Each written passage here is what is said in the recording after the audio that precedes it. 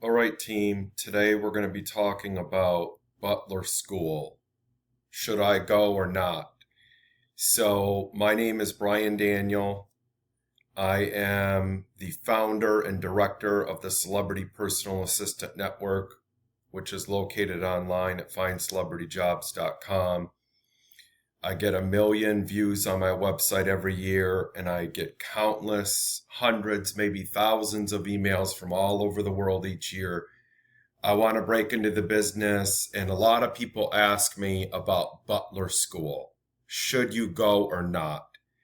So there is no clear cut answer. The short answer is it depends what your goals are. So I'm going to make this video as brief as I can. Everything I show you, I'm going to put a link in the description of the video so you can go to our website and do a little research. Okay? So let's start right there with that. So the first thing you're going to need to know, and this link will be in the description, what does a butler do? Okay?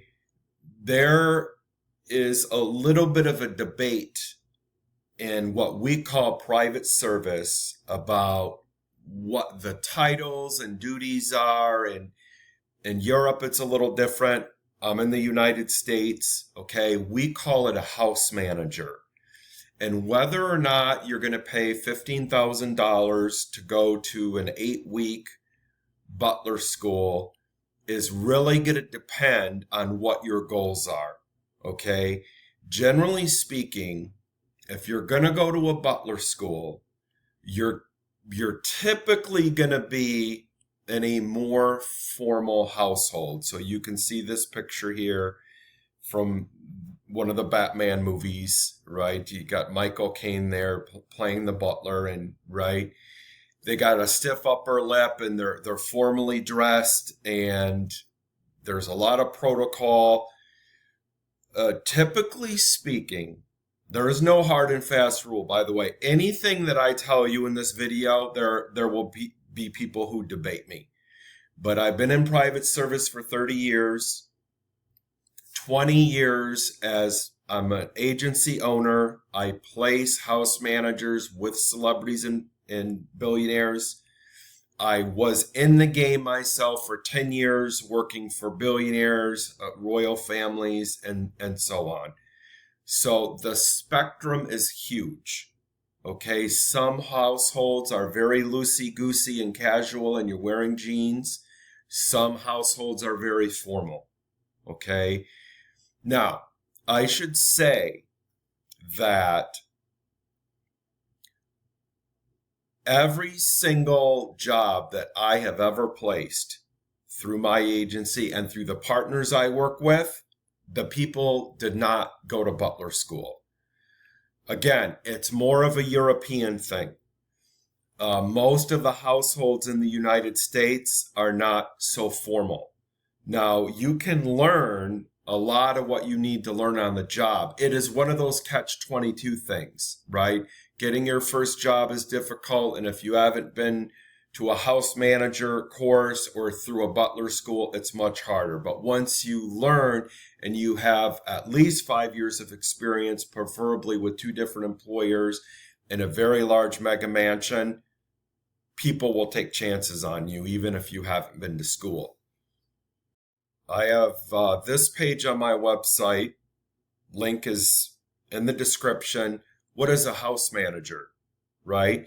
And there's a cool video here that gives you a complete history of what a house manager does. Now, a house manager for some people is interchanged with a estate manager. Again, people debate this.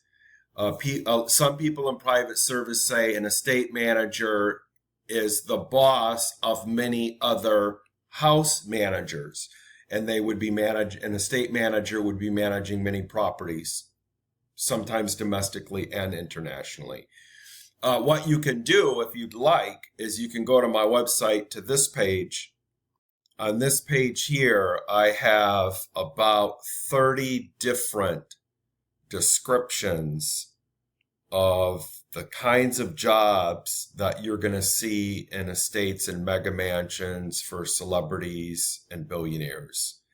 And again, some of these terms are used interchangeably, some aren't. Again, in some circles, these titles and duties are hotly debated. There is also something very popular now with the wealthy families where they're doing what we call hybrid roles, in the sense that they're merging many different jobs together, right? So, for example, a house manager might also be a driver. Some of the old school people are very against this, right? They say, "Oh, you should," they're accusing some employers of being thrifty and cheap and not wanting to pay each person, and they're combining 2 or 3 roles in one. And in some cases, that's true, but in a household that's not so big, or the demand isn't there because of the lifestyle of the principal or VIP, they might not need a separate driver and house manager because, the driver would just be sitting around all day doing nothing. So this is the reason sometimes that they will combine these roles. Anyway, the link for this is in the description, and you can click on it and read these different job titles. In closing, what I would say is you have to be very, very meticulous. You have to look at the Butler school that you want to go to and their reputation and how long they've been around. And you have to talk to people that have been to Butler schools and get their honest take about how much they learned and whether they felt like that education furthered their career, right? If they were, for example, working already as a house manager or as a butler, and then they went to school subsequently, were they able to get a better job and make more money because they upskilled? It depends on the region, the country.